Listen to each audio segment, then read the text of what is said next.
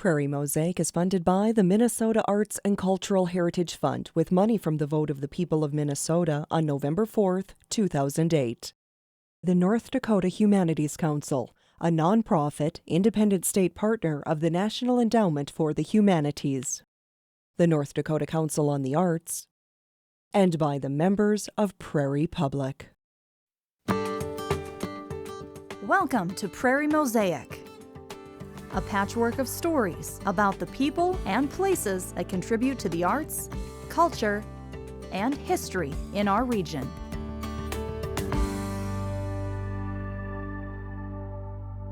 Hi, I'm Barb Gravel. And I'm Bob Dambach. On this edition, we'll investigate the art of rose mulling, visit a museum dedicated to the history of Minnesota's milling industry, hear the story of the root beer lady, and listen to some smooth jazz.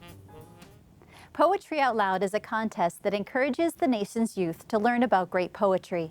This program helps students master public speaking skills, build self-confidence, and learn about their literary heritage.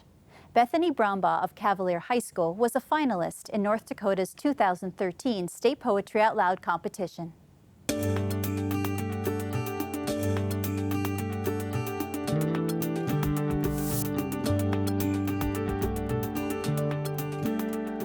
Poetry Out Loud is a high school competition where students pick a piece of poetry, memorize it, but also learn what it means and learn how to say it, how the author would have liked it to be said. It all starts at the classroom level. Your teacher approves a poem that you pick and you recite your poem for your class. And then the winner of the classroom competition goes to the school competition, and then they pick one winner out of all the classroom competitions to represent the school at the state competition. They have a website, poetryoutloud.org. They have a database of a whole bunch of eligible poems. You had to have one that had 25 lines and fewer, and then you also had to have one that was pre-18th century. There are hundreds and hundreds of poems that you can pick on that database, and through all those I found 3 that really stuck out to me. You look at the author's perspective and not take everything so literal, because a lot of poetry isn't very literal. You have to look at the imagery behind it and keep in mind that things aren't so concrete in poetry. It is like artwork, abstract artwork. The sea is calm tonight. The tide is full, the moon lies fair upon the straits. On the French coast the light gleams and is gone. The cliffs of England stand, glimmering and vast, out in the tranquil bay. Come to the window, sweet is the night air. Only from the long line of spray where the sea meets the moon-blanched land, while I was performing my poems, I felt very, very nervous. The state competition is the worst for that, just because the lights are dimmed low and you have the spotlight and there are all these really good competitors. So it's more nerve-wracking that way. But it was kind of cool at the same time that I had reached that level and that people were listening to me because they thought that I was good. Before I entered Poetry Out Loud, I had this idea that poetry was kind of unreachable and ununderstandable. I didn't really see it as any type of art, but now I can really see how poets really create this piece that really is art. It's something so beautiful. Sometimes I say I'm going to meet my sister at the cafe, even though I have no sister, just because it's such a beautiful thing to say. I've always thought so, ever since I read a novel in which 2 sisters were constantly meeting in cafes. Today, for example, I walked alone on the wet sidewalk, wearing my rain boots, expecting someone might ask where I was headed. I would encourage other students to participate in Poetry Out Loud because you get in touch with yourself in a whole new way. I gained a new perspective on learning and life. more confidence in who I am. If I wouldn't have done Poetry Out Loud, I probably would have regretted it. The first poem was Batter My Heart, Three-Person God by John Donne. I wanted to have one that incorporated my faith. It's a man who is pouring out his heart to God, and he's very frustrated because he has no control over giving his whole heart to the Lord. We are in the back of my Grandma Shirley's yard, and I chose this location because the beauty in this area reminds me of the beauty that I see in the poem. Batter My Heart, Three-Person God by John Donne. Batter my heart, three-person God, for you as yet but knock, breathe, shine, and seek to mend, that I may rise and stand, o'erthrow me, and bend your force to break, blow, burn, and make me new. I, like a usurped town to another due, labor to admit you, but oh, to no end. Reason, your viceroy in me should defend, but is captived and proves weak or untrue. Yet dearly I love you, and would be loved fain, but am betrothed to your enemy. Divorce me, untie or break that knot again. Take me to you, imprison me, for I, except you enthrall me, never shall be free, nor ever chaste, except you ravish me.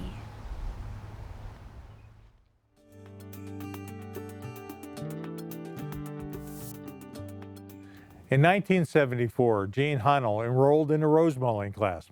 It was there that she fell in love with the beautiful scrolls and flowers so prevalent in this Norwegian folk art. She is a master at her craft and makes most of her items in Roseau, Minnesota.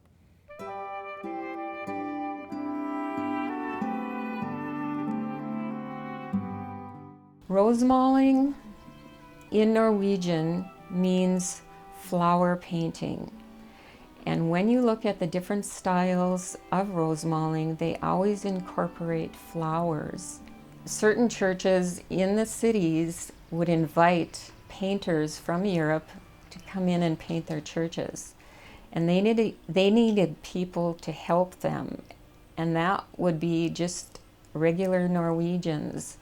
And they would watch what the professional painters were doing, and the Norwegians would just rosemall or try to do the same thing as the professional rosemallers. It was more folksy. I think when you start rosemalling, it's better to kind of use your own designs, and you'll get used to it. You won't get dependent on anybody else's style. And then what I'm going to be doing is I'm going to be tracing over my designs. I think the first time I realized I was interested in art was in first grade we were making finger paintings for the fair. I do all my own designs, and that was a challenge too, to create my own style. I have transferred this design on, and then I put baby powder on the back side. I transfer it with the stylus, and the whole pattern is right here. A lady taught a community class in rosemalling, and my husband said, you should really go to this. You might have fun, just learning a few extra things. And when I got home that night, I was so excited I couldn't sleep. So I had kind of a sleepless night, but it was a fun one because I realized how much I really loved what I was doing. This design is just kind of a modified C. And what you do is I'm just going to dip my brush in the water. I'm going to put a little paint on my brush. And all this stroke is you start at the top and you start really slowly. And as you get to the bottom, you pull over and stop. The challenge for me was color and kind of using the color in the design. And the S stroke is you start with a line, you come down, and then slowly move over again. I had a huge challenge with getting the small detail lines and the strokes nice and crisp, and that took me many years to just kind of get acquainted with it and do that. If you notice, I'm using the same strokes over and over again, and that's the basic strokes right there. I would look at different designs, and then I would try to put these designs together. And that was confusing because I wanted it to be different, but I didn't want them to recognize the flowers or whatever that I had used. And after I had done that for many years, it just flows. It started, I think, becoming really popular in the 1970s. And a whole lot of people discovered rosemalling again, even in Norway. But now I've found that it's kind of dying out a little bit. It's not as popular as it was. And I'm a little concerned about that. When you start rosemalling, I think half of it is developing your own style. And I think that's part of the problem is it's gotten too restricted. And I think it should be more open to everybody's style and what they want to paint. If you don't have a good brush, you're going to struggle through this. You need really good brushes. Right now I've done a few birds, and I've also done folk figures within my painting. I enjoy rosemalling because, especially my kind, because it's different. You're creating different things all the time. It's not the same thing over and over again. It's once you get involved in a certain thing, it just keeps going on and on and on. It seems like you're never done learning. I love rosemalling. I love the people I meet. I love rosemalling for other people, and I especially enjoy when they love what I've made for them. And that's part of the upside of being a rosemaler. Singer-songwriter Elisa Karen of New York Mills, Minnesota, writes songs about unusual characters and events in Minnesota history. One song focuses on Dorothy Moulter, a courageous and independent woman who lived on Knife Lake near Ely, Minnesota. Dorothy owned a resort in the Boundary Waters region, and her legacy grew from the warm hospitality and ice-cold glass of homemade root beer that she provided for tourists.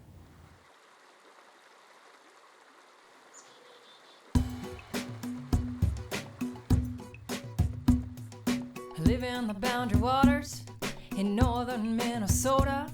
I live the life I want and I wouldn't change it one iota. Lived here most of my life, here on a lake called Knife. I live here mostly happy, mostly alone. I'm a strong, strong woman in my wilderness home. And I'm all about root beer, root beer, root beer, root beer. Huh. Winter freezes the lake to ice. I got the ice from the lake with a knife. Stack the ice in the ice house in huge ice mounds. Each cube weighs over 100 pounds. Cover the ice with sawdust. I cover the sawdust with moss. People come and help me, but I'm the boss of my root beer. Root beer. Root beer. Root beer. Huh. I carry hundreds of glass bottles over hundreds of miles of trail. I wash hundreds of root beer bottles in Knife Lake with a brush and pail. I draw gallons of lake water to pour in vats of root beer mix. I pour root beer in root beer bottles for canoeists on their summer kicks. I sell them root beer, root beer, root beer, root beer. Huh. When the law says I gotta move, 'cause my home's now a park, I fight the law and I stand my mark. But when I don't win the fight, my friends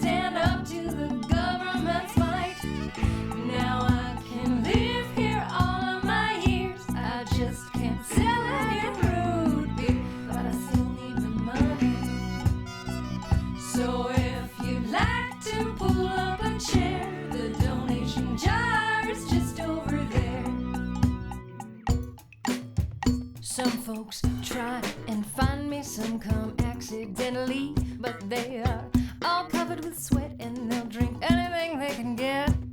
2 root beers per customer, 20 minutes or less.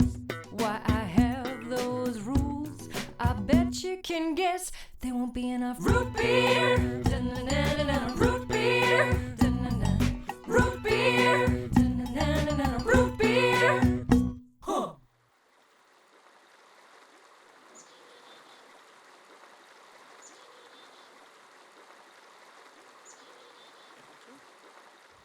The Mill City Museum in downtown Minneapolis is a fascinating place to visit. The museum tells the story of the history of milling in the Twin Cities and the companies that rose to prominence. Visitors experience interactive rooms, historical interpreters, and other treats. But remember, you'll need a full morning to see it. It was quite the sight. I still can't believe it myself. It was exciting enough that schools would bring busloads of kids down here to watch us start that mill. To me, it's still amazing. We're standing in Mill City Museum in what was once the largest flour mill in the world. When it was built in 1880, it was the largest flour mill. From 1880 to 1930, Minneapolis was the flour milling capital of the world. And this flour mill continued to function until 1965. You have the 2 companies, the Washburn A Mill, Pillsbury Mill across the river, and here they're both producing flour on a massive scale. This mill was once the largest flour mill in the world, and then the Pillsbury A Mill was. So this is what made Minneapolis the milling capital of the world.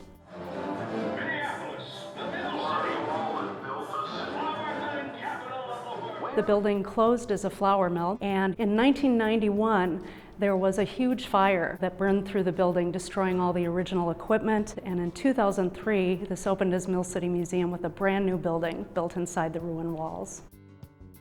The explosive history of this site is that the first Washburn A Mill, which was built in 1874, was destroyed by a huge flour dust explosion in 1878. I'm going to reproduce an event that actually occurred here back in 1878. It was the explosion of the Washburn A Mill. It's quite likely with the actual explosion that the ignition source was a machine. I have a nice jar of flour dust here. Put a nice heaping teaspoon of material in here. We're going to get this dust mobile, and in order to do that, I am going to use this trusty bicycle pump here and get that flour dust moving around in that mill. Let's try it here. 1, 2, 3, go.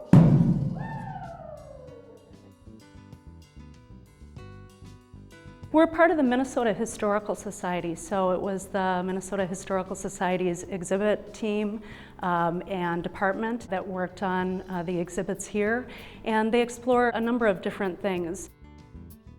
One of the big stories that we tell here is the story of promotion and advertising. You have General Mills here, Pillsbury across the river. They're both making the same product. How do they build consumer and brand loyalty? So that's a big story, and you'll see our giant Bisquick box, which kind of anchors that area. We also tell the story of the wheat fields in the Red River Valley that supplied a lot of the wheat that was milled here. And history player Mary Dodge Woodward is one of the ways that we tell that story as well. April 3rd.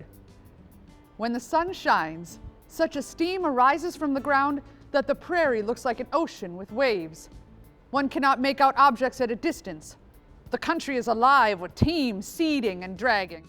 We have a large number of school and youth groups that come through here every year, about 35 to 40,000, and they experience all facets of the museum.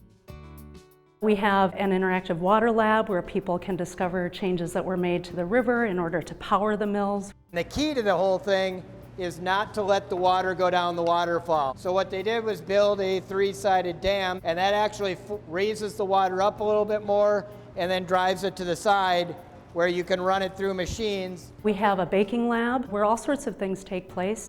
Our staff will talk with folks about test kitchens, wheat and flour. Hard wheat and soft wheat are turned into the bread flour and the cake flour, and then we have our all-purpose flour, which is generally a blend of bread and cake flour. We also have a show called The Flower Tower, where you ride between 7 floors of the museum, each one designed to look like a different floor of a working flour mill, and hear the voices of people who actually worked here. Well, they were just young kids. They wanted to work on the same place all the time. They were boy crazy too. There is a Meet the Machines exhibit, which is flour milling equipment from the Pillsbury Mill across the river, from the Albany Mill, and other places as well. You will also see history players, people portraying people from Mill City's past, and get to enjoy stunning views from our observation deck. Oh, is it any wonder that it frightens the animals? I never thought I would see the day where work was done by the power of machines rather than by horses. I think for some people this is their starting point, the go-to for Minneapolis history, but also regional stories and stories of how this place changed the way we eat. So you get the strangest dream, and I said to the wife in the morning, "Oh, I'm all worn out today." She said, "Why?" "I had trouble at the mill last night." I think it's something you'll never forget.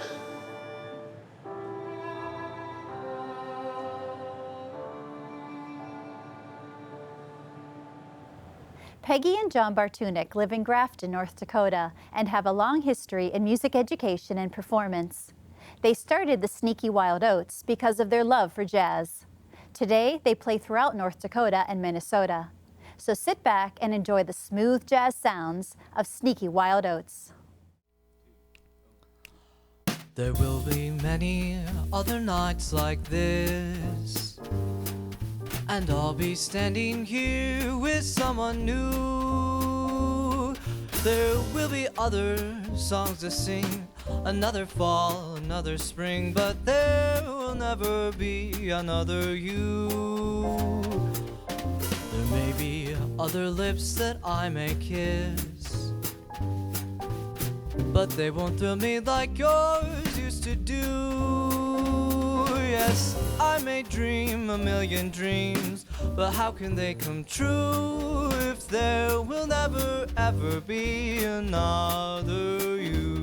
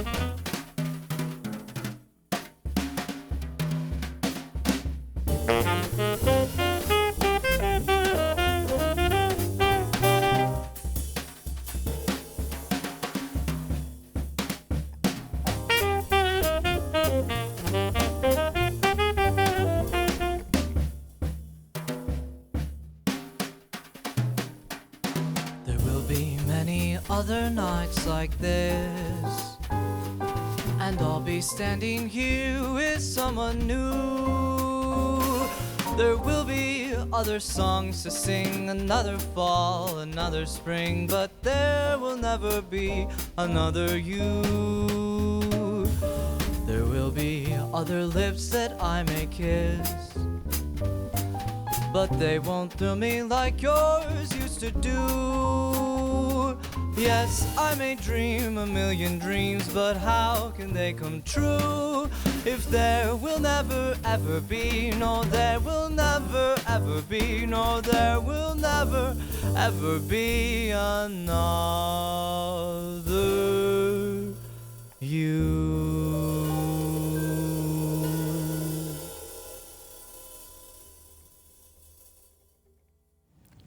If you know of an artist, a topic, or an organization in our region that you think might make for an interesting segment, please contact us at prairiemosaic@prairiepublic.org. I'm Bob Dambach. And I'm Barb Gravel. Thank you for joining us for this edition of Prairie Mosaic.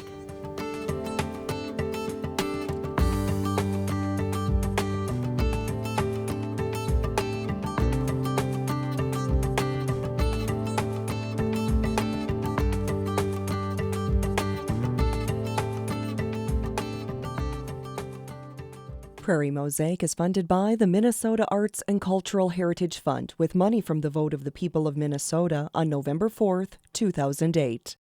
The North Dakota Humanities Council, a nonprofit, independent state partner of the National Endowment for the Humanities. The North Dakota Council on the Arts, and by the members of Prairie Public.